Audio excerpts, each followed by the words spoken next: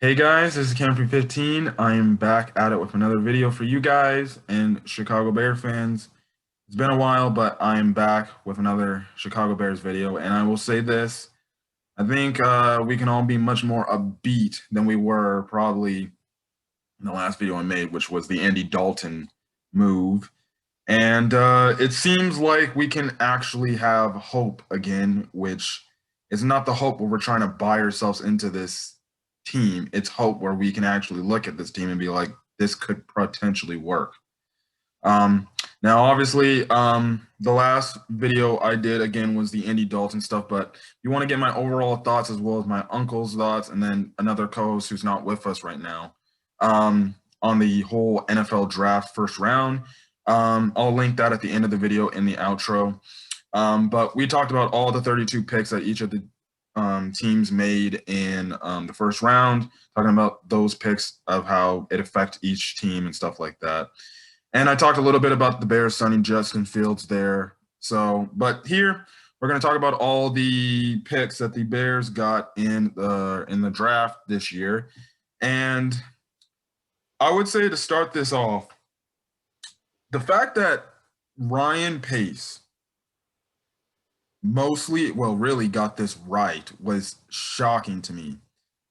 And the fact, like I said, to even start off, the way the whole thing about this hope being left in this team was literally legitimately dead months ago after the season ended, and we saw the four-man clown show in George McCaskey, Ted Phillips, Ryan Pace, and Matt Nagy.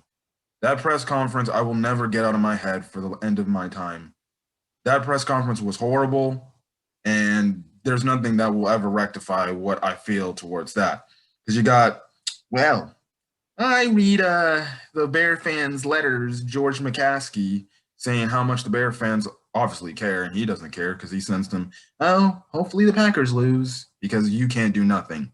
You got accountant Tim Phillips, or Ted Phillips, who said he was going to retire, but I guess what? He's not going to retire. Hopefully that comes sooner rather than later.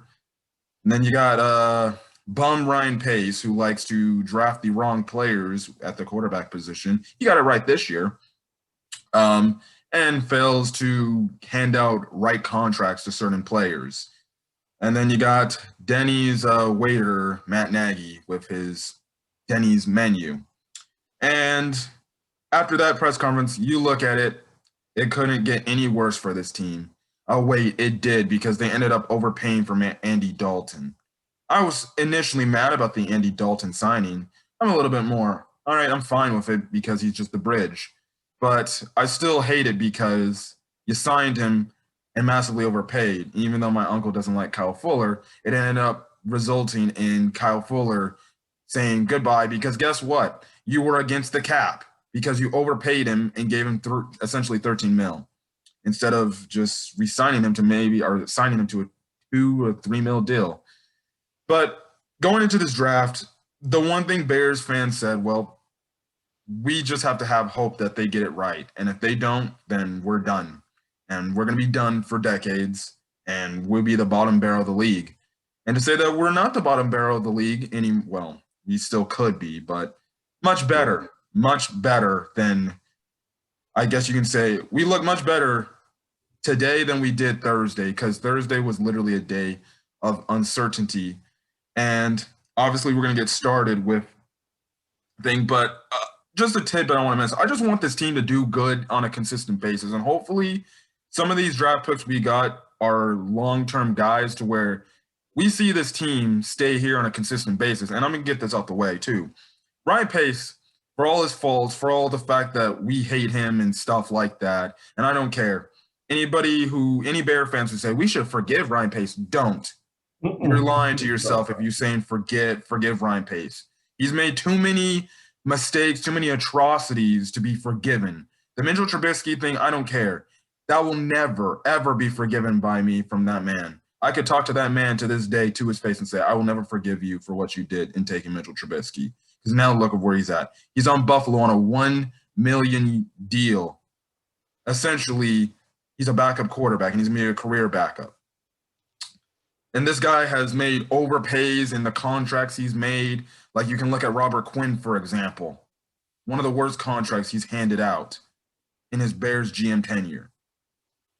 And listen, he did his job. At the end of the day, he did his job. And I know it pains me to say, but the way he drafted today, and I would even agree to an extent, other than the Andy Dalton signing, he had a pretty solid offseason. He didn't really overpay other than Andy Dalton. He got some needs. You got Damian Williams. You had Desmond Trufant to at least, I'm guessing, replace Kyle Fuller's position. So I thought he did good. So to me, in my eyes, okay, you deserve at least one more year. But other than that, there's no guarantees. Because I just want this team to consistently put this together and be a team where we're not going to the playoffs like 1 or 2 years every decade. Because that's been the thing about Bears football. We go to the playoffs 1 or 2 years a decade, and then we never go to the playoffs ever again. We're the bottom barrel team of the NFC North in the league.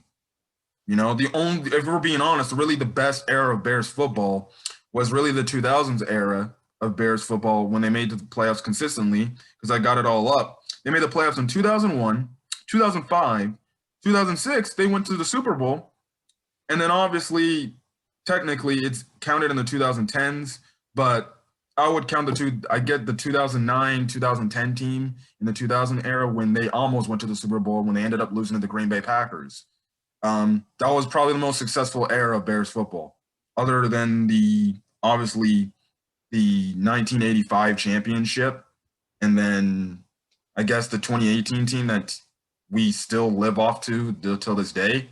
I just want a consistent team that's going to the playoffs, and hopefully Justin Fields is that guy for us where he keeps us contending for years, where we go to the playoffs 5 years straight. I would enjoy that. I would take that as a Bears fan if it was 5 years of consistent play, and heck, maybe even a decade of consistent play.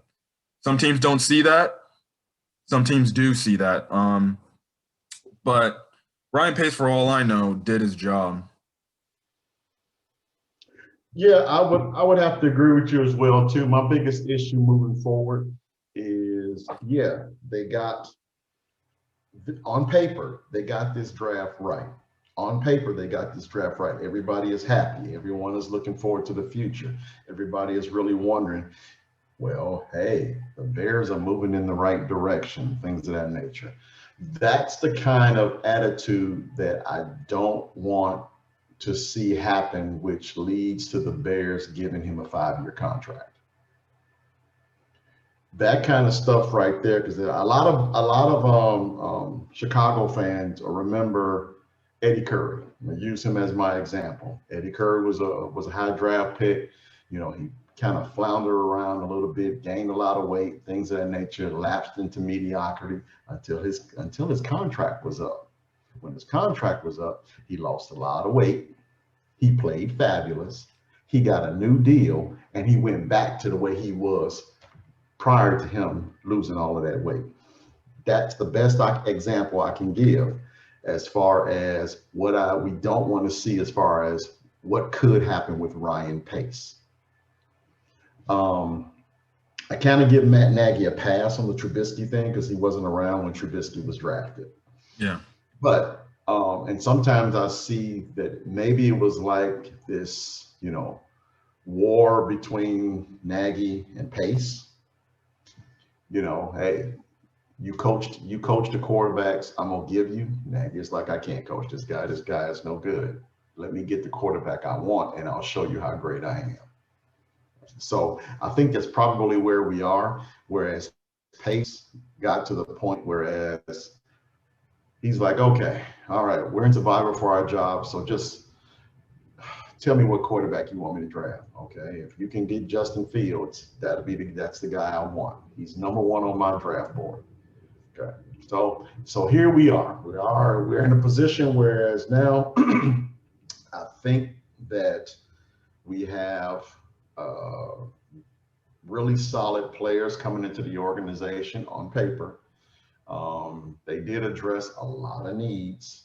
So they did dump some salary albeit you mentioned Kyle Fuller, and we don't have to go into how many ways I can talk about how much I do not like Kyle Fuller as a football player.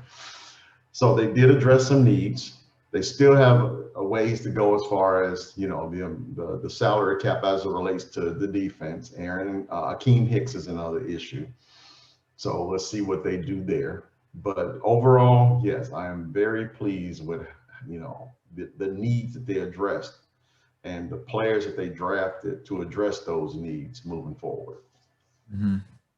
Yeah, that's really the only, I guess, the best way we can open up this whole thing. And then I guess, I'm even going to state it at the end, but now it's Matt Nagy's turn now. Ryan Pace did his job. Matt Nagy, your time is up now. You have to fulfill what Ryan Pace gave you. Correct. Otherwise, both of you lose your jobs. And guess what? Ryan Pace can kind of morally blame you for not doing it, and stuff like that. The coaching, the rest of the coaching staff, they got to do their jobs, and including the players, they got to do what they're told to do. If they're not executing, then guess what? Some of these players are going to be gone, and hey, maybe it might be better for them in the long run. Who knows? But listen, this is a whole thing that translates. The freaking front office, other than Pace, they stayed out of it. They're like, okay, this is your stuff to handle. We'll leave you guys alone. We'll worry about business stuff. You guys do the football stuff. And so far, Pace, if you ask me, he got a check mark, so he passed the test. It's up to Matt Nagy to see if he can do it and maintain his job. Personally, again, like I said, I don't want them both back. I've always said I don't want them back, but who knows? This is the year where they can prove me wrong. At least if I can see some progression. They cannot make the playoffs. If I see progression where it's actually better than the last 2 years combined, then I'll be like, okay, they deserve at least another year.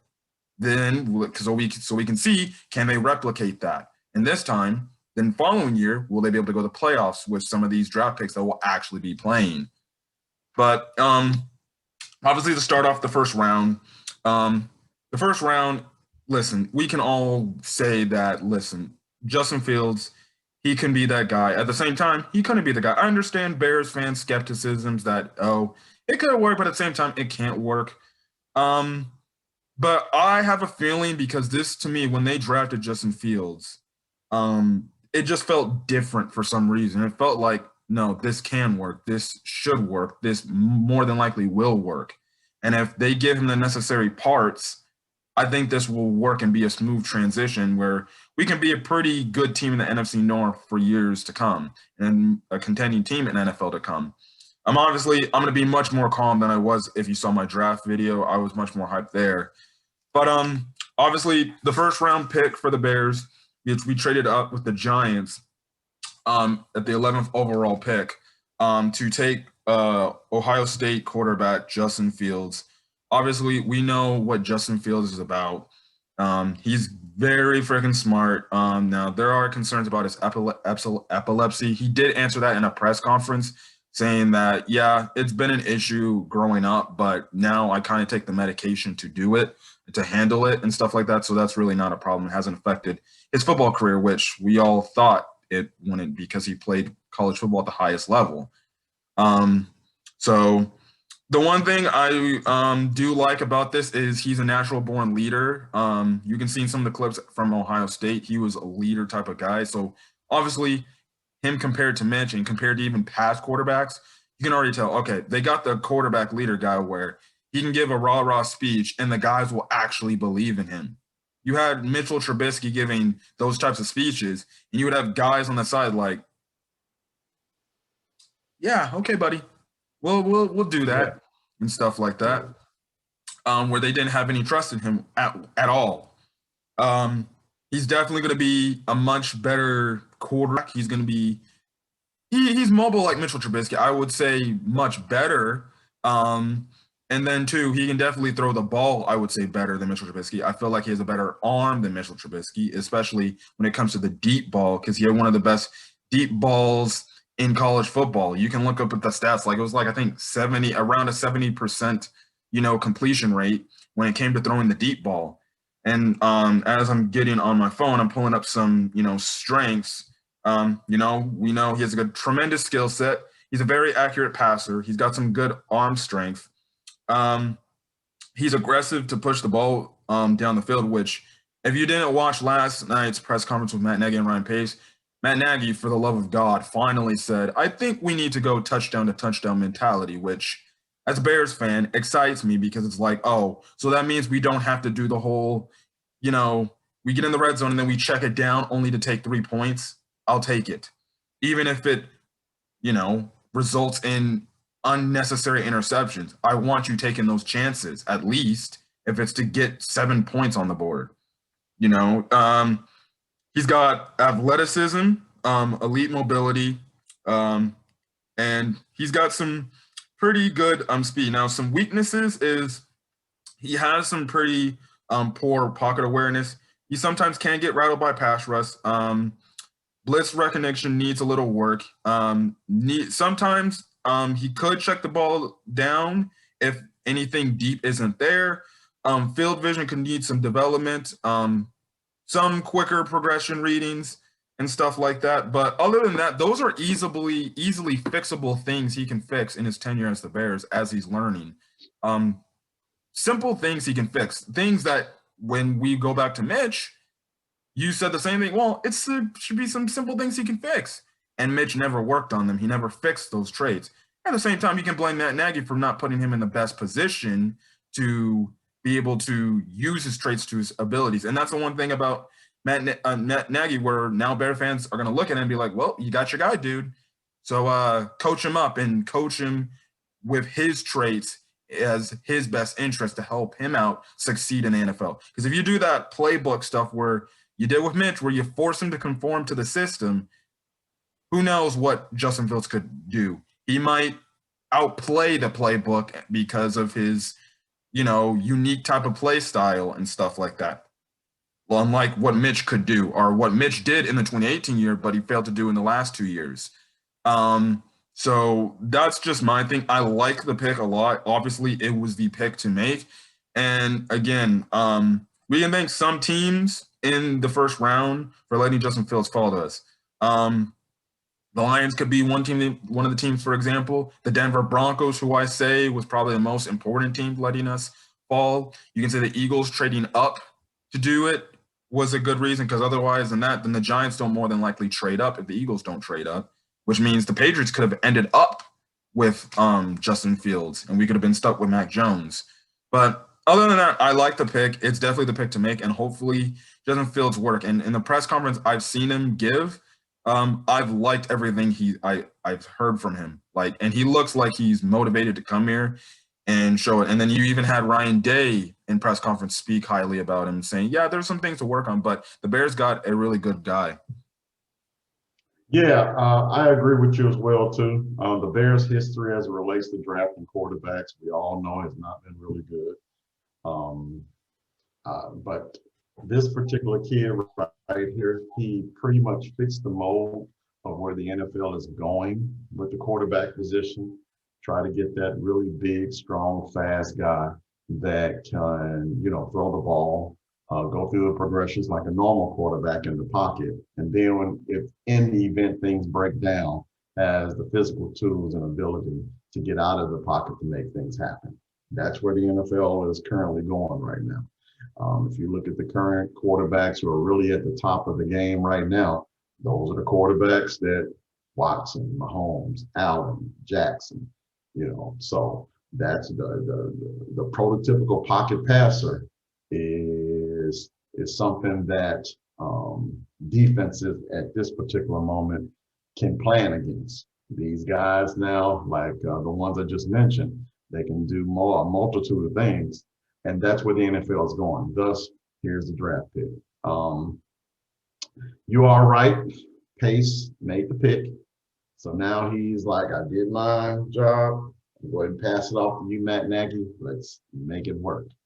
The way the division is going right now is really important as well, too, because the Lions are not going to be very good. I don't think the Minnesota Vikings are going to be very good. They lost a lot of people on that defensive front, which was a staple of how good their team was.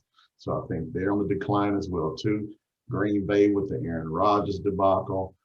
which actually is a boom for us because it seems like we are on the upswing, especially based on this draft. So let's take this, and Matt Nagy, you got your guy. Let's run with it. We have seen in a lot of situations where it's either a new coach or a new GM will come in, and when a new GM comes in, okay, this is not my coach. He's not the guy that I want to run my vision. Go ahead and change out the coach. But Ryan Pace hired Matt Nagy. So same thing with a head coach. When the head coach comes in, he's like, hey, this is either my quarterback or not. And I'm pretty sure that Matt Nagy did not care for Mitchell Trubisky. So now we got Ryan Pace, who hired Matt Nagy. We got Matt Nagy, who wants Justin Fields. So now everything is kismet. Everyone got the guy that they wanted. So here we are. So the ball is in Nagy's court. Let's see what he does with it. Hopefully Andy Dalton can teach Justin Fields the right way with all the different little things you mentioned as far as what he needs to work on. Andy Dalton is going to be crucial in making sure this kid learns that kind of stuff. I'm told that Matt Nagy talked to Andy Dalton. I don't know if it was before or after the draft. I'm pretty sure it was probably both.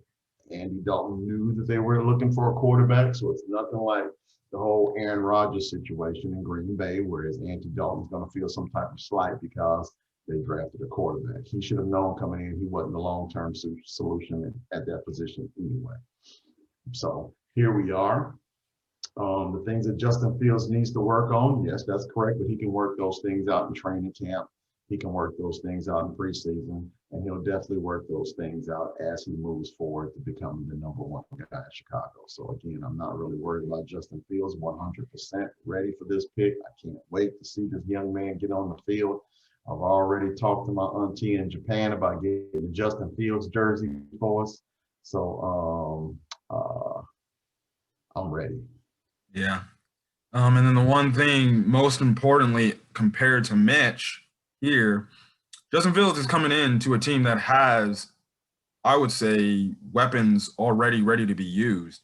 And two, we finally have a quarterback that, guess what? Defenses are actually not only just going to have to, respect his running ability, they're going to have to, now we actually have a quarterback when he gets in there, whenever that happens, because I envision what the plan is going to be is they're going to sit him for a few weeks, maybe, or maybe if they're going to do the Patrick Mahomes thing where they just sit him for the year, maybe play him in week 17 against the Raiders.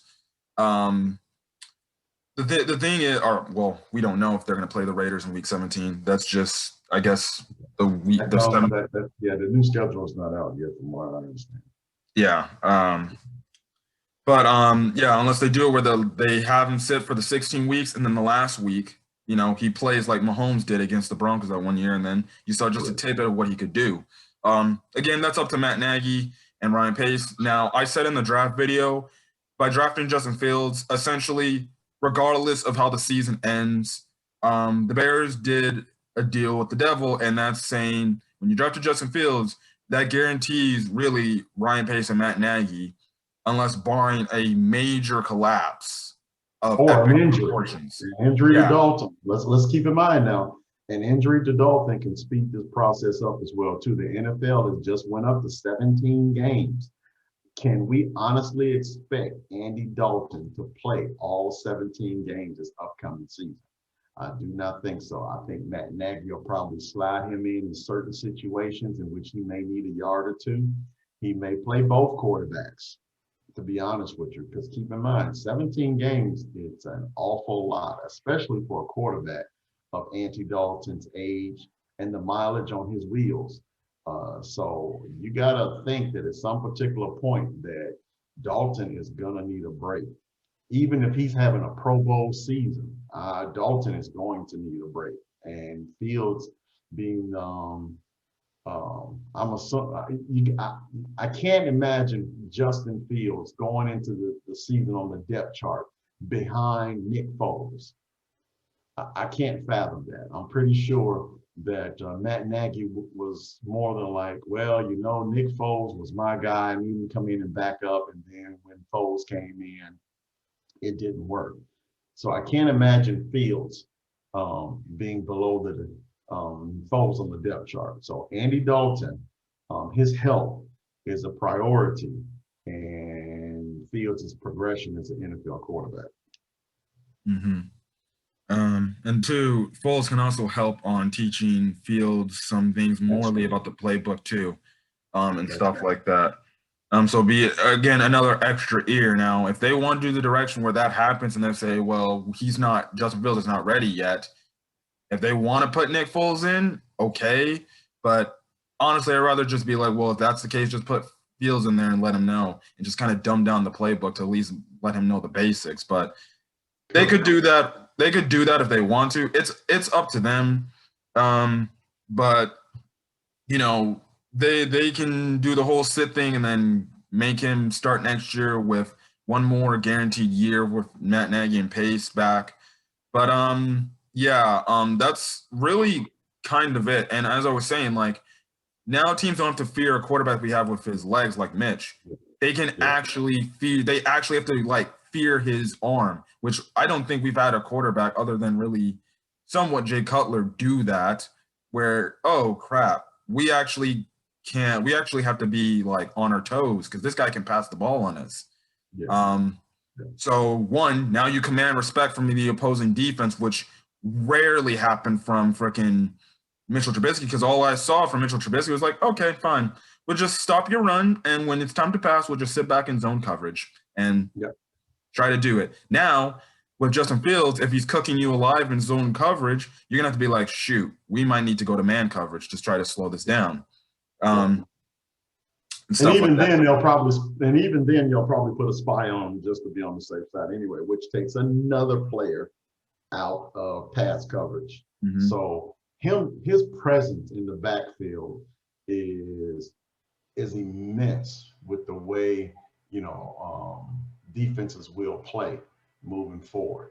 I mean, with the fact that he can do both run and pass, and if he's successful, especially in the preseason, if he's successful in the preseason moving forward, then yeah, teams is really going to have to make sure they watch out for what the Chicago Bears can do.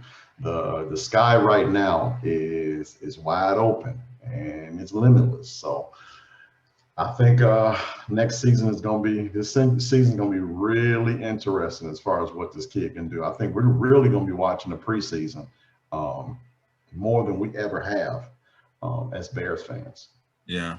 And it's also going to help out, the running backs too, because with that unpredictability, you don't know if, we can get the play action started. And I feel like it's going to help. And we're going to get to the offensive line picks soon too. But I feel like it's only going to help Cohen, Williams, and Montgomery in the running game of the fact that they'll maybe actually get more open holes now that, oh crap, we got to fear Justin Fields now of what he could do. But and then we drafted a running back too now. Yeah. So we drafted a running back as well. So he's gonna help out. I'm pretty sure he's gonna be in that mix as well.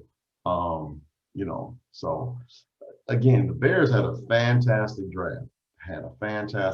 So I'm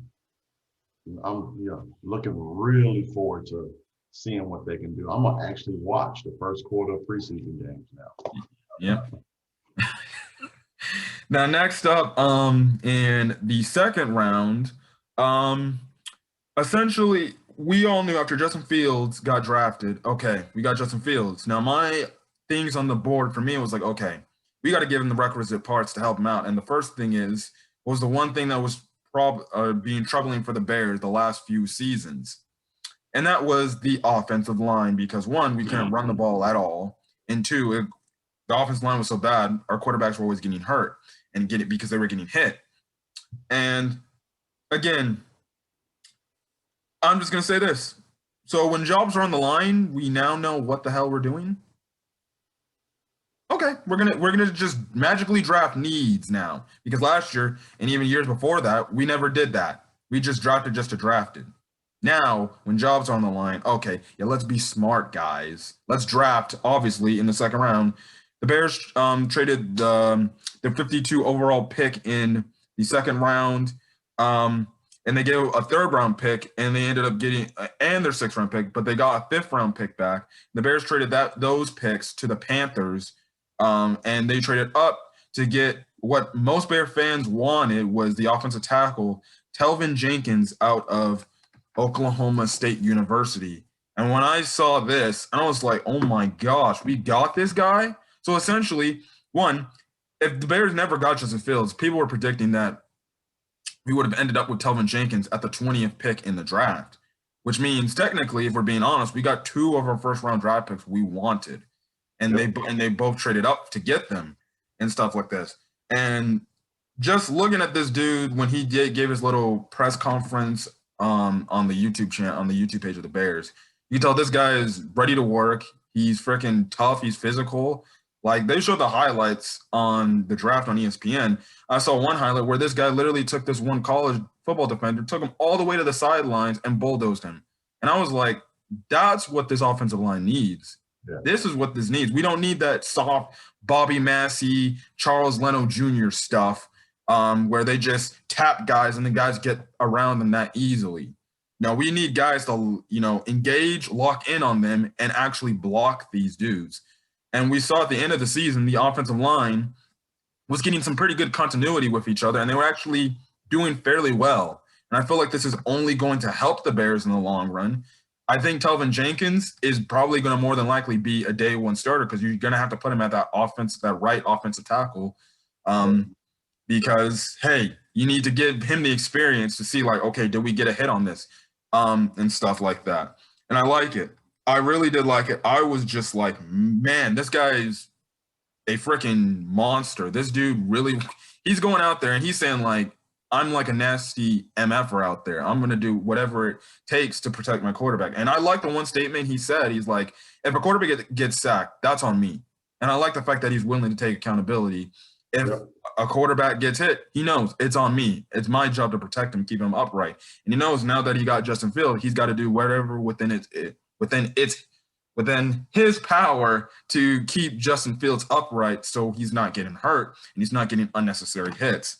Now, on his scouting report, some positives was that he's an athletic tackle prospect with potential on both left and the right side. And we'll even get to the other linemen too, but I'm glad to hear that we have a lineman that can play not only the right tackle position, but the left tackle position as well, which is very versatile. He has a wide base. He bends his knees and is quick with his hands. Oh, you're already telling me that's 10 times better than Charles Leno Jr. He stays square and he shows strength and easily turns defenders from the action. He nicely adjusts to oncoming opponents, fires out to that second level, which in some of the highlights you can watch him. He does get to the second level fairly good. Like, he turns upfield and he's willing to take somebody out, a linebacker or even a corner out and stuff like that. He's got some pretty smooth pulling and effective blocking in motion, and is strong enough to move opponents off the line while run blocking. Now, some negatives could be he could do a better job sinking his butt at the line of scrimmage, and does not possess long arms for a tackle. Now, in terms of sinking his butt at the line of scrimmage, obviously that can always be improved on. That's just purely technique there. And look, the short arms things, that's just, you just deal with what it is. It's just how he's made as a person. But personally, I feel like that's not going to be much of a problem as is. But, the positives along that I just mentioned say, like, this guy's going to be probably a lineman, one of the best linemen we've had since Kyle Long. And again, like I said, he's very versatile. He can play both tackle positions. And again, we'll get to Larry Borom in a second because I think Charles Leno Jr.'s time is starting to tick because just like his running mate in Bobby Massey, he's going to be gone too. Because right now, the offensive line currently constructed right now is going to be Leno as the left tackle, Daniels returning, Mustipher at the center, Whitehair at the right guard, and then now you can just put Telvin Jenkins in at the right tackle. And with a division where you have some pretty crazy pass rushers, definitely you hope that Telvin Jenkins is able to do a great job at, I would say, negating those pass rushers from doing next to near nothing, like how some teams for the last few years have been negating Khalil Mack from doing most of his damage and stuff like that. Obviously, it's not gonna, obviously he's not gonna be like 100% like making sure these guys don't get to the quarterback. Sometimes he's gonna let the guys get to the quarterback, but hey, I like this pick. It's a need we needed. It addresses the offensive line. And I really like this kid's attitude. He's ready to go. He looks like he's ready to start training camp right now, in all honesty. Oh yeah, I was really excited about this one. And again, Ryan Pace did another fantastic job. He traded up. He really didn't give up too much to move up, 13 spots in the second round to get the guy he wanted.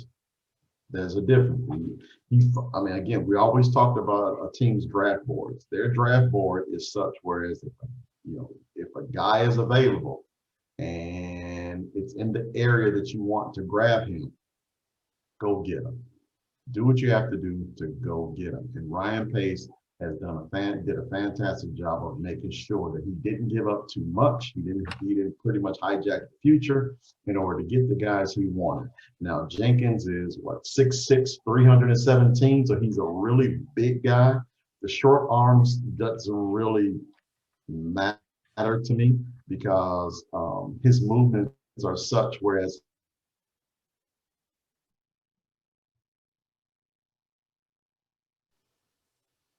yeah, the short arms, I wouldn't necessarily worry about that primarily because he'll work those things out in training camp. He's a big guy, really good lateral movement. So the short arms is not that big of a deal for me. Once he gets his area and gets his hands on his guy, that's where he'll benefit the most. So he'll work all those little itty bitty things out in training camp. They can switch him between right tackle and left tackle. And I honestly believe him and Borum are going to be our new bookends at the end of the season. So Leno Jr., ask for a pay cut. Ask for just take a pay cut somewhere, and so you can stay with the team, bro. Because this team is going places, and I really just don't think they got you in mind, looking forward, looking long term. So I think they drafted our new bookends, right and left tackle, in this draft. So I like Jenkins. He's a big mauler, and he's nasty too. I mean, the film I saw on him, he showed no concern for the person that was in front of him whatsoever. So that's what I like most about him. He has an edge and an attitude about him as well. I think one NFL specialist actually mentioned that he has an edge to him. Even in his interview, he had a nastiness to him as well too. So all in all, I like the pick. I shouldn't say I like the pick. I love the pick. I really love the pick. In fact, you mentioned his name in our video for the 32 picks.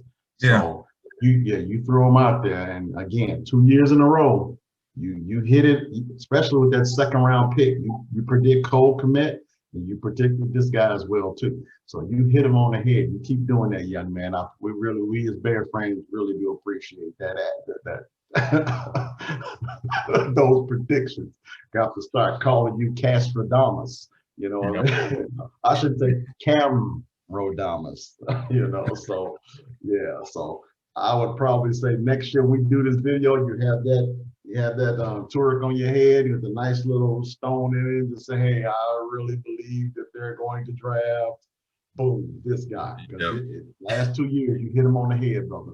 So, but joking aside, I really like Jenkins. I really like Borum too. I know we're going to go to him in a little bit more depth in a few more seconds. So, yeah, I really do like these guys. Yeah. Yeah. One thing, if you guys also saw the quick abrupt cut there, lo and behold, it was like the last 30, 40 minutes. I had to freaking reconnect because we're on Zoom and freaking network issues happen. So yeah, editing wise, it's gonna act like nothing happened. So anyways, it doesn't matter. Let's move on with the thing. And another interesting thing to mention in that Matt Nagy Ryan Pace press conference, I saw a tweet say that there was a reporter that asked Pace about Leno Jr.'s status on what it's looking like. And Pace essentially kind of said nothing about that, which more than likely hints at the fact that Leno Jr.'s time in Chicago is up, and I think he's in the last year of his deal as well. So they'll probably just let him walk. Good, because it's funny because he's makes a tweet after the Telvin Jenkins pick. He's like, "Let's get to work." I just quote tweeted that and just said bye bye because you're going to be gone. And now getting to the next pick, which we didn't pick in the third and the fourth round. We literally waited to the fifth round, which was the 151st overall pick in Larry Borom, and that's the offensive tackle from Missouri University. This guy, he is big, and that's one thing I also have to say about Telvin Jenkins. I applaud the Bears for finally getting a lineman from a legit schools, like legit top tier schools, like especially from the SEC. Personally, I'd rather draft linemen from the SEC or more than likely Wisconsin and sometimes from Notre Dame. But I was great to see that, they were being out there. They're getting these offensive tackles from like bigger name schools and stuff like that. Not doing that whole draft where they just draft these offensive tackles from nowhere land and stuff like that. But this dude, he is freaking Larry Borom is big, and my God, this guy is freaking, crazy. Like he's like bigger, he's bigger than Jenkins. Jenkins is 6'6", 3?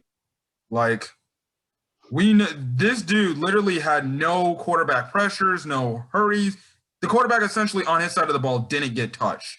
And looking from that aspect, that's very, very good to see. Now, again, going some to strengths and weaknesses. Some strengths, Borom is a huge tackle who is just a shade under 6'5", like Telvin Jenkins. He's considered a mauler with some versatility. Again, another player who can play both tackles. And I'm guessing when it's his time to shine, obviously you can try him at that left tackle and maybe switch him and Jenkins from time to time, depending on which one of these guys are better at which tackle position and stuff like that. He's a physical football player who will win once he gets his hands on you. He's a 2-year starter at the right tackle for the Tigers. And I forgot to mention, Telvin Jenkins, I believe, was a 4-year starter on the Oklahoma State. He opted out last year, though. In a sense, he's a 4-year starter, but he opted out last year. So, even if he didn't, you might as well call him a 4-year starter because he was started anyway. I think he played a little bit of that shortened season. I think opted out when Oklahoma State was essentially out of the race for playoff contention. So I'm glad to see that now also too. Ryan Pace is getting guys that are experienced at the position. They've been there, they played there. So no more that Mitchell Trubisky, he only had 13 starts at his position stuff no more. I like the fact that they're taking guys that have been experienced. Again, another dude from the SEC there. Now, some weaknesses, they say length is a concern considering how tall Borom is. And look, it's the same thing like the arm length stuff. Now, I'm reading this from NBC Chicago, so that's what they're saying. He might need to move inside to a guard at the next level. I don't think that's going to happen because both guard positions are solidified. Weight will need to be monitored closely, and Borom's success could depend on his commitment to staying in shape at the NFL level. If he's going to take it serious, I think those issues are no problems at all. I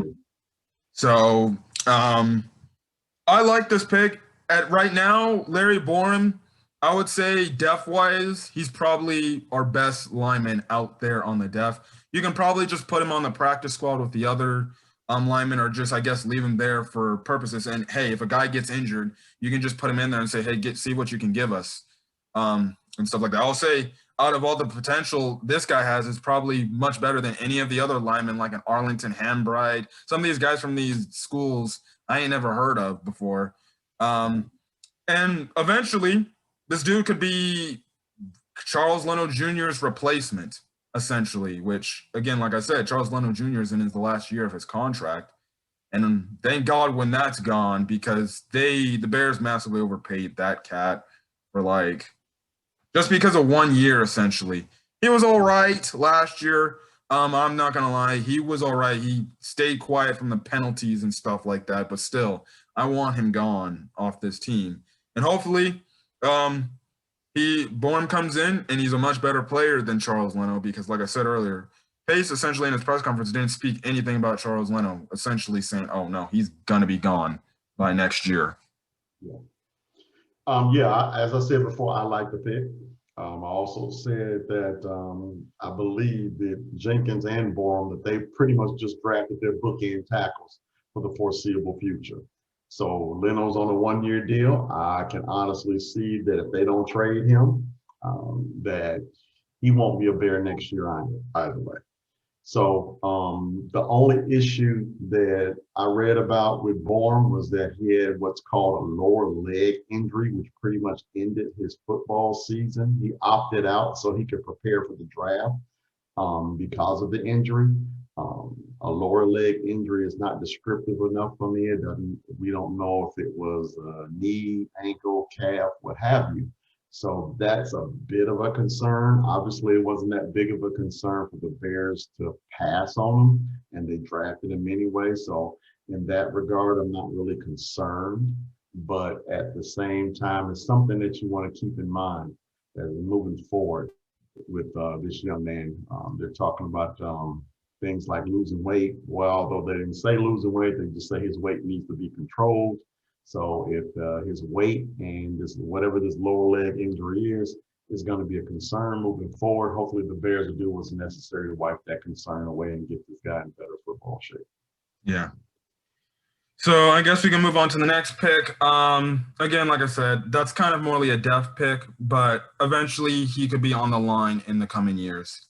Now, obviously, at this point in the draft, I was like, okay, they essentially addressed their offensive line things. I don't think they really need to do anything offensive line wise. The only other thing they really need to, I guess you can say, shore up is that receiver position with the uncertainty going on there, and then definitely a cornerback, whether it's an outside corner or predominantly morely the nickel corner, which we'll get to in a bit.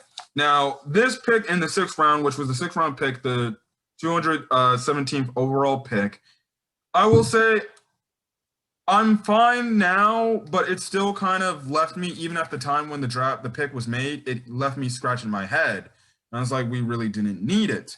But when the analysts started talking more about what he can do, so with the 6th round pick the Bears had in the 6th round, the 217th overall pick, Leo Haybear or Herbert, running back out of Virginia Tech.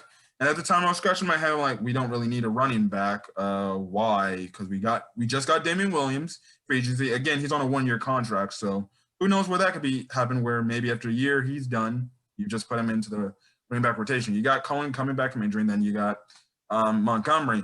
But from what I heard, the most is they could use him as essentially a kick returner, which we already lost Cordell Patterson, which I have mixed feelings about, but honestly, I'm kind of more happy the fact that he's gone than Me too. And staying here. So we don't have to see him used as a running back for this team. But they're mostly talking about how he can be used as a returner. And I'm like, okay, well, at least he would contribute something towards special teams. He might not be able to get any, running back reps, but hey, he'll be able to come in as a special teams player and maybe if he impresses, maybe he can get into that running back rotation. Maybe after a year, like I said, if they don't re-sign Damian Williams that they signed this offseason. As I pull up some of the strengths and weaknesses this kid has. The strength says he shows good vision as a runner. He doesn't fumble the ball much, only 2 fumbles in his college career, which is great to hear. You do not want to be fumbling if you're a running back. He averaged 26.86 yards per kick return at Virginia Tech in 2020, and he had his best season as a senior. And also, too, he transferred from Kansas to go to Virginia Tech. Now, some weaknesses of his was he wasn't asked to catch the ball much in college, never carried the load at Kansas for 4 years before transferring, left Kansas in the middle of the 2019 season after the fallout with a new coaching staff. So maybe that could be an area of concern, maybe if things aren't going for him, character issues. But if he's humble and he comes in, I think he'll be a fine fit. Again, I feel like maybe in a year or two he might get into the running back rotation, but it seems like for here, the reason why the Bears drafted him here is just strictly for kick returns and stuff like that. And honestly, that's fine by me. You do need a kick returner. So hopefully this guy comes in and he can contribute to the special teams really well. Yeah, I was scratching my head as well too. So I decided, what makes this kid so special? And they mentioned his experience as a kick returner. So I'm like, okay, yeah, we did lose Cordell Patterson. So again, I looked him up a little bit as well too, and I noticed his 40 time was not very fast. I believe it was, in the, 4.5. I believe it was 4.5. I want to say 4.52 is what I'm like. Okay, couldn't we have at least found an experienced kick returner with a little bit better 40 time, something sub 4.4, maybe 4.35 or something up in that nature. Then I started saying to myself, well, yeah, the 40 time is different than on the football field, time. So it was a good pick. And also, yeah, it's a nice little insurance for next year, because I don't believe we'll retain Williams, especially if this kid pans out the way I believe we will. But it was a good pick. If you notice that it's a lot of picks that we're having to shore up some salary cap issues that we're going to have after this season as well. And this pick is one of them. I don't believe Damian Williams is a mainstay or a long-term person to have it running back. I think he's just here just for this year, which means we're going to have to move forward with Cohen, who's back off of a knee injury, Montgomery, who played absolutely fabulous, and with these offensive tackles that we got coming in, the future is bright for Montgomery. So Khalil Herbert, or Abear, or however he pronounced his name, I apologize if we're getting it incorrect, but welcome to the Bears, and let's see what this young man can do. Yeah, and it, like I said, gives more depth to the running back just in case Montgomery, Herbert, or Williams goes down, because we know the Bears really got hurt when Cohen went down. The fact that you're using guys like Ryan Nall, who I hope this means this kicks him out. You either keep him on the practice squad or you just straight up cut Ryan Nall, because I think Ryan Nall has had his longevity on the Bears roster and the Bears organization for the longest. I think it's time to cut wraps with that guy. He hasn't shown me anything. See, why should we keep him? If you want to keep him as a fullback, fine, but not a running back. It's time to move on for a lot of these long-term Bears who are just getting checks, stealing, as we call it. It's time to move forward, because the Bears has got too many salary cap issues to sit over here and start letting guys just linger around when they're not really giving any type of long-term help to the team on the field. Yeah. Anyway, going on from that, now the next pick in the 6th round, which we had, and I believe what we did in one of the 6th round picks is we actually traded back with the Seattle pick with the Seattle Seahawks. We actually got an extra 7th round pick, and this pick, the 6th round pick, because now it's like, okay, interesting pick for Khalil Herbert. I still need to address that wide receiver or corner position. And here with the 221st overall pick, the Bears addressed the wide receiver need in getting, and now some people wanted the one receiver. I forgot what school he went to, but that one receiver. I think it was Cade Cunningham, I believe. But we ended up getting a pretty talented receiver from, lo and behold, North Carolina. Yes, I'm shocked that the Bears went back there. I thought they would never go back there again, but they ended up taking wide receiver Daz Newsome, again, out of UNC. And I'll say this: he's got more experience playing in UNC than Mitchell Trubisky ever had.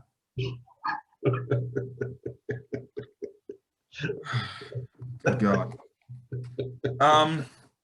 Listen, now he was one of the many tandems pairings at UNC. Like, I watched a few North Carolina games, and they had some pretty good, position players there. That one running back who was taken in the draft. I think there was another special player that got taken in this draft. And I saw this, was like, okay, I like this pick. I like it. Now, this essentially means, hey, Javon Wims, Anthony Miller. Even though I don't really blame Riley Ridley too, I think Riley Ridley has been given an unfair shot. For some reason, he must have Nagy must have something that he did wrong. I have no clue. And I guess you can put him in there. But Daz Newsome essentially is coming in being like, okay, I'm going to work my butt off, and I'm going to try to take each and every one of your guys' job and essentially be the fourth receiver on the team, because we're looking at the receiver depth. You got Allen Robinson, Darnell Mooney, Marquise Goodwin you signed in free agency. And now, really, that fourth receiver position is up to see who probably is just going to be just in the receiver rotation for guys coming in to sit down and get some rest. And Daz Newsome's coming in. And I don't know what they're going to do with Anthony Miller. I'm guessing they're going to give him one more shot, one more year to say, okay, dude, you need to either step up or you're done. And we saw that Darnell Mooney last year, because going into last season, Anthony Miller was the number 2 receiver on the team. Then Darnell Mooney came in, worked his tail off, and guess what? A late round draft pick essentially overtook Anthony Miller, Anthony Miller was predicted to be the future number 1 receiver for the Bears. And so far, that's not working out. And Anthony Miller could end up losing his job and being a bench player if Daz Newsome comes in and does that, and does the same exact thing Darnell Mooney did. Look, you're just taking advantage of the opportunity given to you. If you're playing good, you're playing good. And if your competition isn't, you're not going to get any playing time. And that goes to all 3 of those players I mentioned: Javon Wims, Anthony Miller, and Riley Ridley. Now, some strengths of Daz Newsome's is he's a short, tough wide receiver who fits a need for the Bears as a slot receiver. Again, another pretty speedy receiver like Darnell Mooney. Another good, talented weapon for Justin Fields when it's his time to use in the passing game. Once he has the ball in his hands, he picks up yards after the catch with good vision and contact balance. He breaks tackles and isn't afraid of contact. Also, too, another big thing is he's got extensive experience as a punt returner. Thank the heavens. I swear. For all me loving Tariq Cohen, that dude sucks as a punt returner.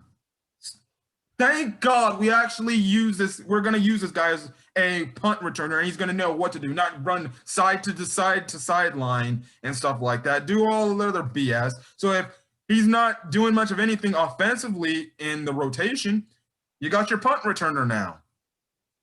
And who knows, maybe he can take some of those punts back and be obviously a specialist. I'm not saying like he's going to be Devin Hester, but maybe something where it's like, okay, he's really good.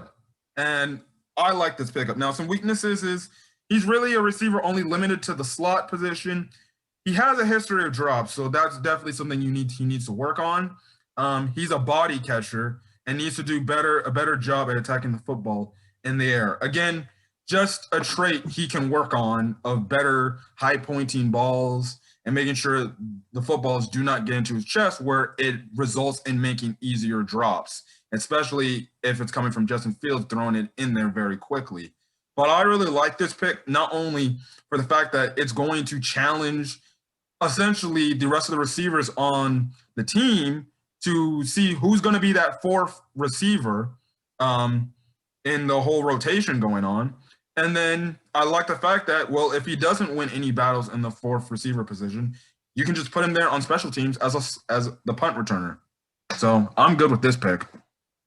Yeah, I'm good with the pick as well too. And just like I had said before, that I was really worried about the prior pick, Abear or Herbert, you know, running a 4.5 40. Well, this guy runs a sub 4.4. So this guy has the speed and the experience as a punt returner to be able to make the right decisions based on how the kick is actually turning out. So I did like this pick. The only knock that I read about him as well, too, in addition to what you had heard, was route running. You know, his route, you know, he doesn't seem like he has a full knowledge of the entire route tree from all four wide receiver positions. The route tree he's familiar with from the slot. And keep in mind, as far as dropping footballs, well, someone's got to actually throw footballs to him as well, too. So if he has an inaccurate quarterback and he's getting credit for drops, that can be a problem as well, too. And Fields, him working with Fields to make sure that they're aware of where they need to be, when Fields needs to throw, so he'll know where to catch it. Those things have to come out in training camp. Those things that come out in OTAs. Those things that come out once he gets upon the field. So again, those things I am not worried about. What I do like about this guy most of all is the yak. Once this guy catches the football, if he has any type of space whatsoever, he could take a wide receiver screen to the house. You put him and Mooney on the other sides, it doesn't matter which side you go to. Both of those guys can take a wide receiver screen to the house. So I do like this pick. And again, we're talking about when was the last time we actually talked about? And here we are in the 6th round, and we have not mentioned not one pick that we are dissatisfied with as Bears fans. When was the last time that you can honestly say that happened as a Bears fan? I don't recall one, and I've been on this earth a lot longer than you, and I don't ever recall saying, hey, I like every pick from the rooter to the tutor. Hey, all right, yeah. So I do like Daz Newsome. He's an offset to what Abear can bring in kickoffs, and I do think Newsome is going to be our day one punt returner as well. So I really like this pick because I think we're going to address the wide receiver position. So I really, really like this pick. Yeah. And again, you know, this is going to put the pressure on guys like Javon Wims, Anthony Miller, and Riley Ridley to be like, well, you guys need to step your game up. Otherwise, you could be either out of a job and you'll be looking for another team to hopefully take you up. So definitely got pressure on their receivers coach too. It's going to put some pressure on their receivers coach because now you got a dynamic young receiver that's coming in, and you guys really need to come up with some type of way to get this guy the football, because this guy, once this guy gets the football, anything can happen. Yep. So, and then another thing I forgot to mention about Larry Borum. I've totally forgot to mention this. Him and Fields actually trained together, I think it was in California. So that's good. So that Bohm and Fields already have a connection. They know each other. So, you know, that's already building the chemistry amongst teammates and stuff like that. And I trust and believe. I know these players getting drafted to the Bears are much more happier knowing that Justin Fields is going to be their future dude, their future leader, compared to Mitchell Trubisky. So, and keep in mind, going back to Fields, and we talked about this in the other draft video, is how the Texans did Watson. They really did not build that offensive line for that young man, and look where it got him. Now Pace is saying, okay, we got this young, dynamic player who could probably be the quarterback for the next 10 to 15 years. We got to get players in front of him. We get players in front of him, then we are going to be great. So far, everything is coming. Everything is shaping to the way it should have been prior to these guys being in survival mode. So they ought to be in survival. If they do this every time they're in survival mode, just sign them to 1-year deals. Yep. Yeah, just sign them to 1-year deals. That way you'll keep them in shape. But so far, yes, everything is coming out. So we can get the left and right tackle positions open. If the middle of the line is solid, and I think we'll be fine. But for right now, so far, I have not come across a pick that we didn't like. Yeah. Now, the next pick we had in the 6th round, our last pick in the 6th round, obviously, again, okay, we addressed the wide receiver position. Okay, that's a check mark. Now we need to figure out this corner situation because we know Kyle Fuller left, but the screen is gone. So it's like, all right, look, Jalen Johnson. All right, I like him. Definitely a raw prospect, and he's definitely going to get better with more play time. And then he also did sign Desmond Trufant from the Lions.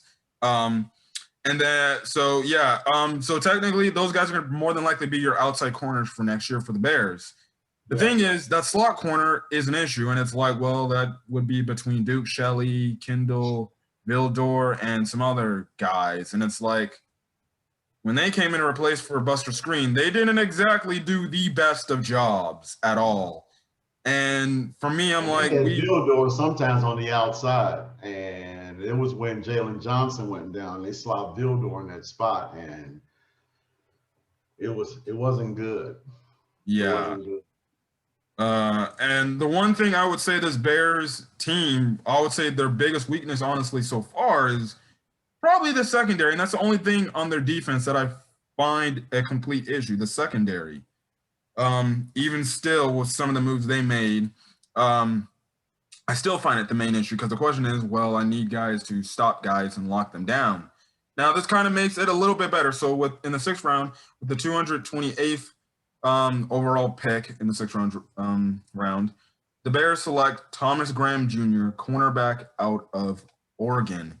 And when I saw this, I was like, okay, I like this pick. Mostly because, one, again, another experienced guy. Definitely like to see that. Now, as I'm reading the positives about this guy from a scouting report, he's a 3-year starter who chose to opt out in the 2020 season. And I watched this other Bears podcast where one of the people on the podcast actually went to the Senior Bowl and he was selected to go there. And even out for the last year of college football, he said other than really Amari Rodgers, when he went up against him, he did fairly well against every other receiver in the Senior Bowl, which, guess what? We know Amari Rodgers is now in the division. So maybe he can try to get some payback, especially if he's going to be the future slot corner for this team. He's a nice-sized corner who flashed the ability to shut down opponents, effectively facing the action, displays good route recognition, and quickly tracks the pass in the air. He's feisty, stays on the receiver's hip out of breaks. Thank God. At least we have a corner that can do that. And shows a nice move to throw. Mixes it up with receivers and battles to defend passes. Now, some negatives are the fact is it's slow transitioning and late reacting to receivers' moves off the line, which puts him at a half step behind opponents, possesses an average closing burst, and does not show great playing speed in the deep field. Occasionally bites on receivers' moves, which results in blown assignments, which I think we can all say I do not want to hear that at all. I hate when the Bears corners bite on something and it ends up with either a Packers receiver. It's mostly coming from those guys being wide open down the seam.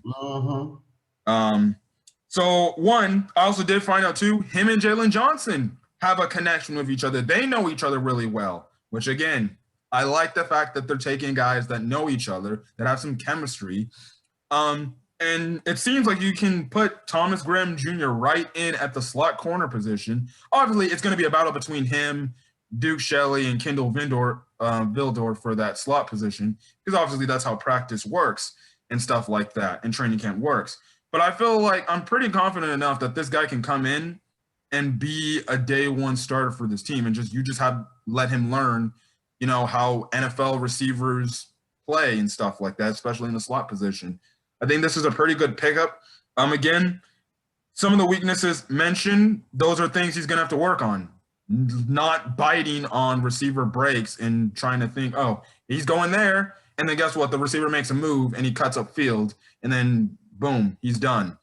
So obviously that's going to be some things he's going to work on. I like this pick. Seems like he's a very physical corner. And again, like I like the fact too that he sat out last year, but he kept himself ready. And when he got that call from the Senior Bowl, he was prepared, he was in shape, and he was able to hold it down against most of the receivers other than Amari Rodgers. That's some pretty nice things to hear. So obviously the Bears took him and they feel like they got themselves a good player, a steal potentially. And we'll see how he does. Hopefully he's able to be one of those corners in the slot position, those nickel corners where it's like, I guess, like a similar to a Bryce Callahan who was good here. Make sure the slot receivers don't do much of anything. Yeah, I like the pick as well too, because if he had played and didn't opt out for COVID, he would not have been a 6th-round pick. We can all agree upon that. My biggest and only concern was the same concern I had with Jalen Johnson, is that he had a shoulder injury as well too his junior year. And look at what happened to Jalen Johnson last year. He went out, shoulder, and he spent a significant amount of time on the DL. This kid has got a shoulder injury as well too. Now the depths of what we know about that shoulder injury is not really out, but we know for certain that his injury history is significant, especially in that junior year. But other than that, a lot of the issues that he has really won't, it'll be a big deal, especially if he has those issues in the slot, getting out of his breaks and things of that nature. So I like the pick. I really like the pick, and he is a big corner. About 6 foot, 195 pounds, I believe it is. So he'll be able to take on different types of wide receivers, whether it be small, large, maybe even a tight end, depends on what set the offensive line is in. The offense is in.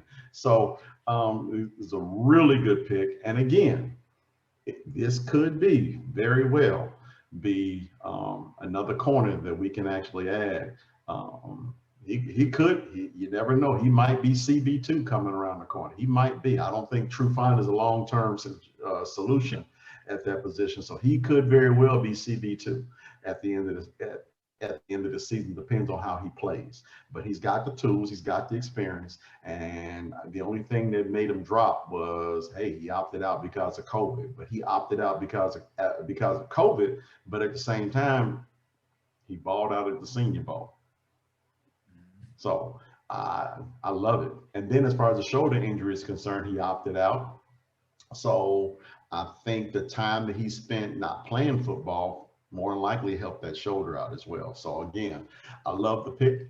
And so far, here we go again. Another pick that we like. Keep going at it, Ryan Pace. Obviously, the last pick of the draft the Bears had in the 7th round, it was one of the picks they got from the Seattle Seahawks. So in the 7th round, at this point, I was thinking, honestly, I don't really care what they freaking take here.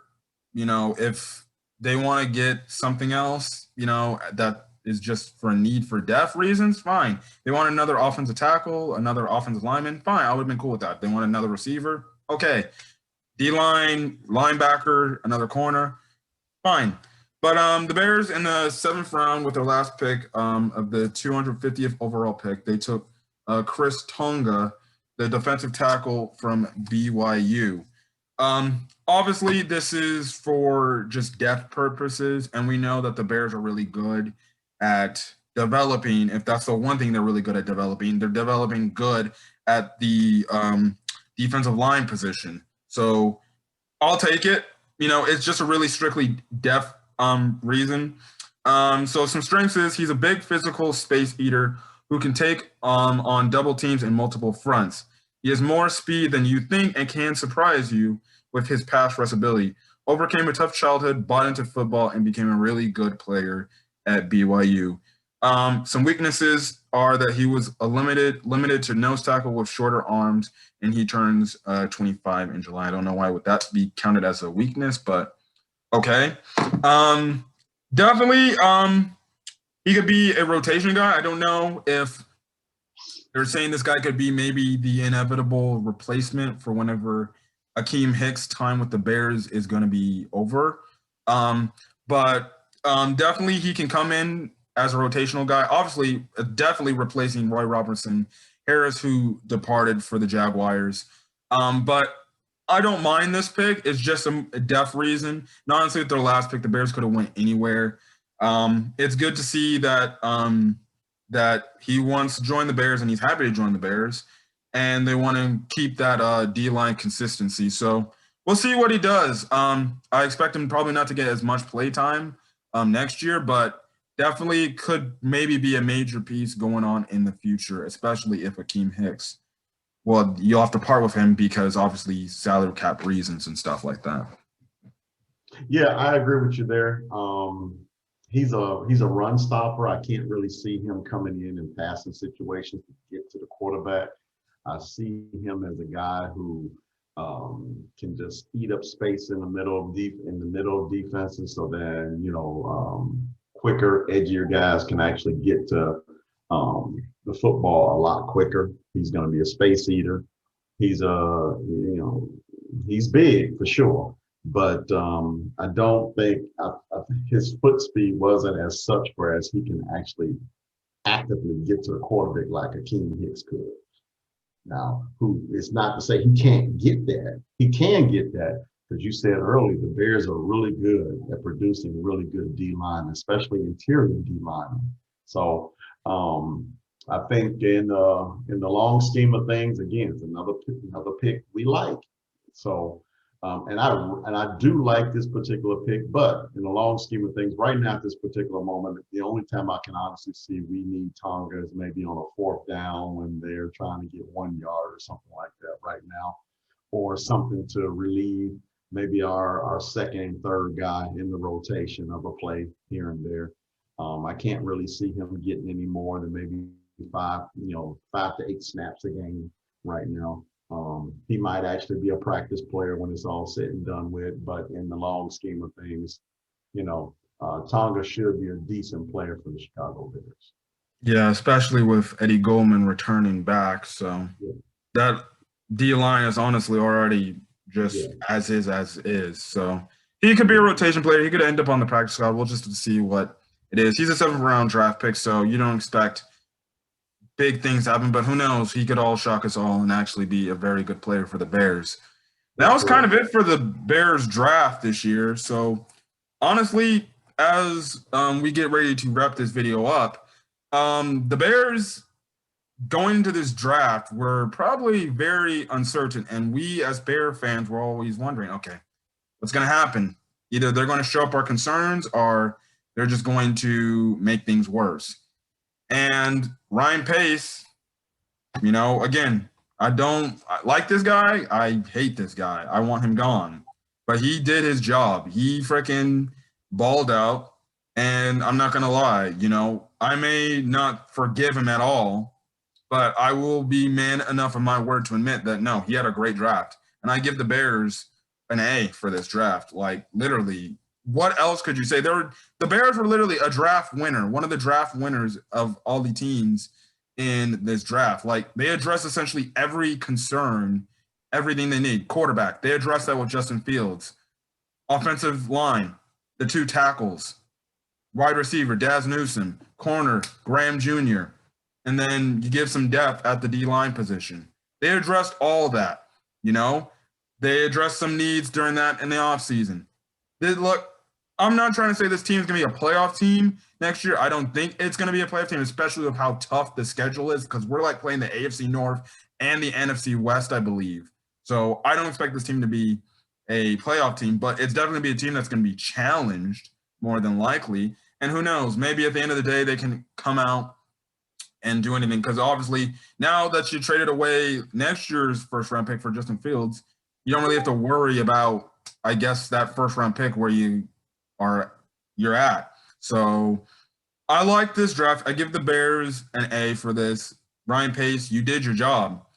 At the end of the day, now it goes to Matt Nagy, like I said at the start of the video. Matt Nagy, it's your turn. Now you and your staff have to develop the rookies you brought into the staff, and then also at the same time, use the remaining players left on this team, learn how they work, and freaking actually call some legit plays. Don't give me that BS. No more excuses. No more excuses. I feel like Pace, he could freaking stay for another year, but Nagy, unless he just messes it all up and he has offensive lows again, no, you need to be fired. I want the Bears, especially with Justin Fields, if he gets some playing time, to at least not be like bottom 20 in the league on offense. At least be around the 20 to 15 area. I would say asking for a top 10 offense is a little bit too much right now. Um, so anything lower than 10 and then anything not lower than the bottom 20. So essentially 20 or 10 to 20. If they have that offensive type of production, because that's really what we're only going to care about, really. How is the offense going to progress? The defense, okay. Yeah, the defense isn't the 2018 defense, and it hasn't been. It's going to struggle from time to time. And that's going to be Sean Desai's job in getting the defense to be at least where, okay, it's better than Chuck Pagano's play calling of defense, to where when we need to be aggressive on defense, be aggressive. Don't be scared because your offense isn't as talented or isn't doing much of anything. So, yeah, it's up to Matt Nagy and the coaching staff to hold up their end of the bargain. And guess what? They do that, and they're a competent team. Even if they miss the playoffs, they'll all retain their jobs and they'll get another chance to do it again.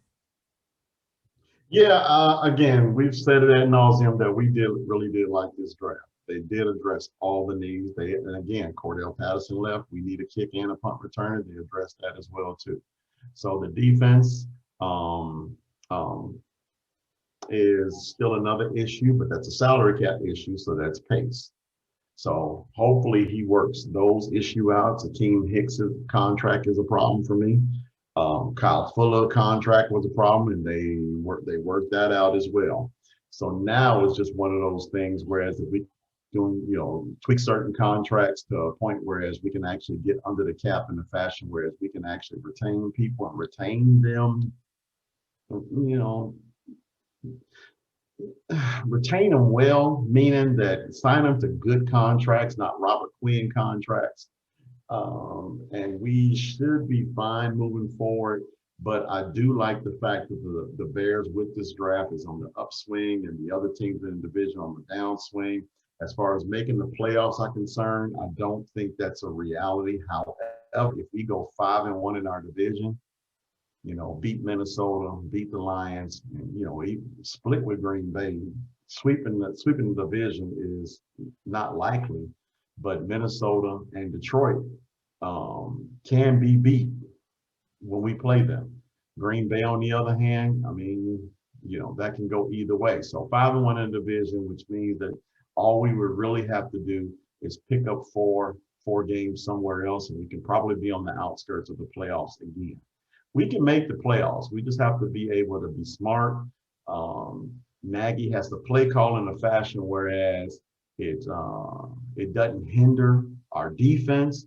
Sean Desai, his schemes, it has to be aggressive in certain times, especially when you're in long passing situations. Hopefully he can move these defensive line around so that the offense cannot actually fathom what we're trying to do, especially with Khalil Mack. So the team is going into the right direction. And you are right. It's just up to Matt Nagy right now, so he can go ahead and put these guys in the right positions to win, because their jobs are still on the line. Let's make no mistake about that. Their jobs are still on the line. This was just stage one. I think stage two is completing this season successfully, and Pace still have to do some things throughout the season to ensure that we have players that are going to be with us long term. I'm glad that we got punt returns that get Tariq Cohen away from special teams, so that he can be a running back, receiving back, or even maybe we can make, if Daz Newsome doesn't work out, put Tariq Cohen in the wide receiver slot. I think he'll be fine there. So the Bears look really good after this draft.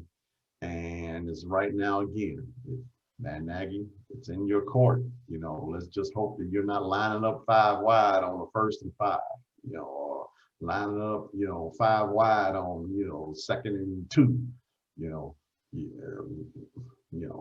lining up in 2 wide receiver, 2 tight end sets on 3rd and 22, that kind of stuff. So I'm really excited. I'm actually gonna watch some preseason games now, which is weird for me to say, especially being over here where I am. But yeah, it really does feel good to be a Bears fan right now. Yeah, very much more promising than it was months ago, especially the way the season ended, stuff like that. So we have hope. That's the only thing we can rely on. Hope that this works out. Hope that Justin Fields works out. I'm confident that the Justin Fields thing will work out. They just gotta develop him really good, and he's just gotta come in. Coach him up. Coach him up. Yeah, and then again after that, when it's his time to shine, he's gonna have to come in and put in the work, and he's just gonna have to do it. Make the smart decisions, do things that we expect him to do that he did at Ohio State. Again, I didn't mention about Justin Fields, but really the only terrible game he had was that Indiana game where, and he mentioned in his press conference, like he tried to do things that he probably should have not done in that game. And see that's good to see because that means he learns from his mistakes. Now, I'm not saying Justin Fields is going to not have his mistakes when it's his time. He's obviously going to have his mistakes. He's just going to have to adjust from the college game to the pro game. But the more, he can learn from those mistakes on a week-to-week basis where he's not making dumb passes, he's not making forceful passes and stuff like that. Like if something, I know, okay, you want to throw it deep and you want to have that touchdown mentality. Don't do it too much to where it's actually hurting the team.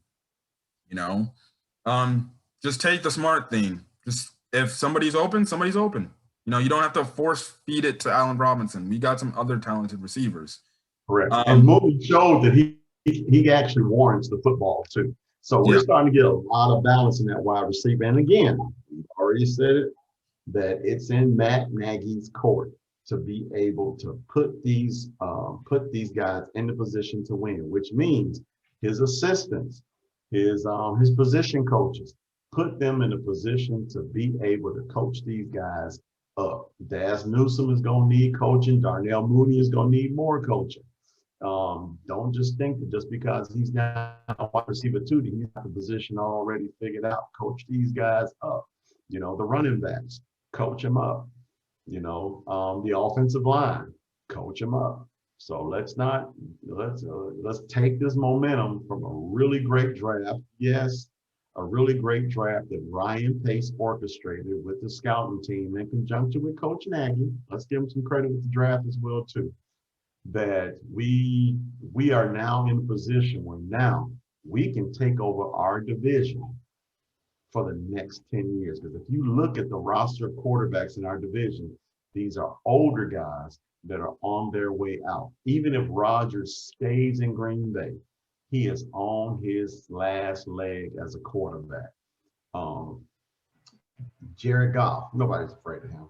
I gotta admit, nobody's afraid of him. Minnesota, nobody's afraid of him either.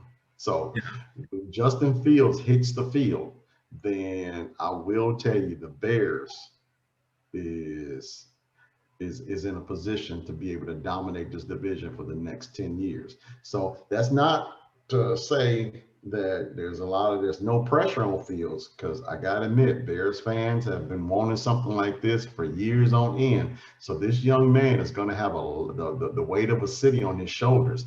I hope he can handle it. I hope they can manage it so that the pressure is minimal, because this is the young man we're talking about. He's not an old guy like me. He's a young guy like you. So to put that kind of pressure on this young man, Nagy is going to have to manage that and ask him to power through. Let's not put all that pressure on this young man so eventually he fails. So we just have to make sure that no matter what happens, we are behind him. Teach this guy well, teach him good, coach him up. Coach him up.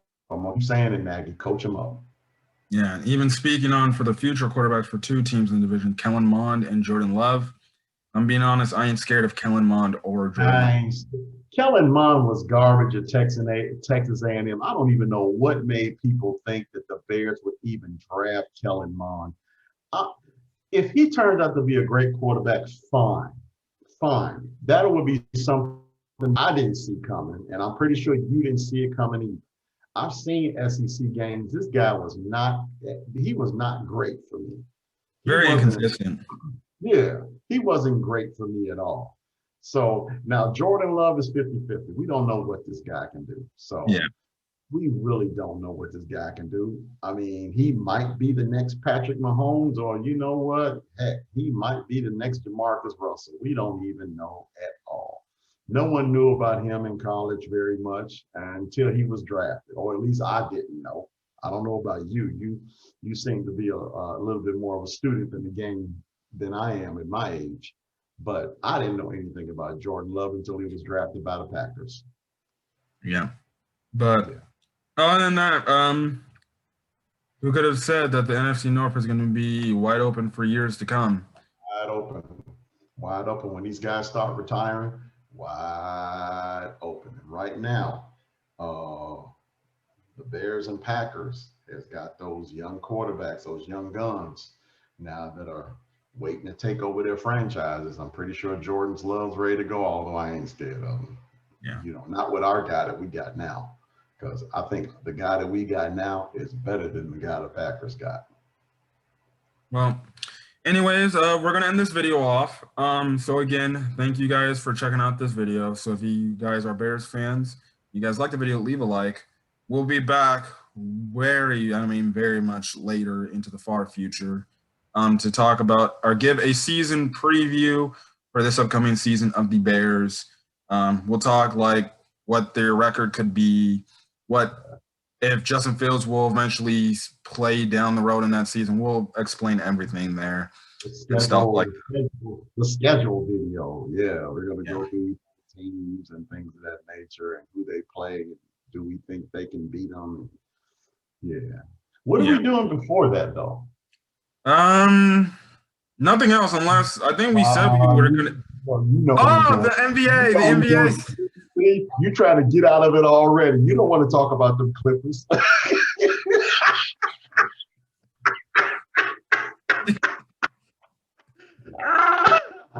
All right. Yeah, we're gonna definitely plan on doing an NBA when the playoffs are about to happen on the week before the playoffs start. I think we're also gonna do a whole NFL season preview there. Who could be the end of the Super Bowl champions by then. If you watch my draft video, I'll probably bring on my friend Matt to talk about that as well. I can't wait to see Matt. That'd be fun. Yeah. But other than that, if you guys like the video, leave a like. Put in the comment section if you're a Bears fan, your thoughts on the Bears pick, or if you're an NFL fan, what did you rate the Bears draft? As well as hit that subscribe button to get more content on the channel, whether it's sports, you're into the anime stuff that I do, like my anime reviews, go ahead, because I know My Hero Academia is going crazy, not only for the anime and the manga, which I love. Thank God the week break for the thing is happening. One Piece, yada, yada, yada. And then even too, I'm doing gameplays. If you guys don't know, I'm actually doing Resident Evil 8, and I'm putting myself through pain. I did a Resident Evil 7 stuff where I freaked myself out. And I did 2 demos of Resident Evil 8, and I swear, if you haven't checked the last Resident Evil 8 demo, I legit lost my mind. I was actually afraid. That video is a must-watch right there. But I will definitely be doing a Resident Evil 8 playthrough because, hey, I'm just crazy like that. I'm just now getting into the Resident Evil whole story universe thing there. But look forward to that starting May 7th, I believe, which is this week. I'm going to be blowing $70 freaking yet again, just like I did with MLB The Show, getting that game. But, hey, it's all for fun, and I can't wait to get scared. But other than that, guys, I'm going to get out of here, guys. I'll catch you guys on the next video. I'll see you guys in the coming months. Until then, guys, anything shocking with the Bears that happens, then I'll probably make a video. but other than that, guys, hopefully you guys have a great rest of your day or night. Everyone check out this video and stay safe out there. Until then, guys, I'll see you guys in the next video. Peace. Later.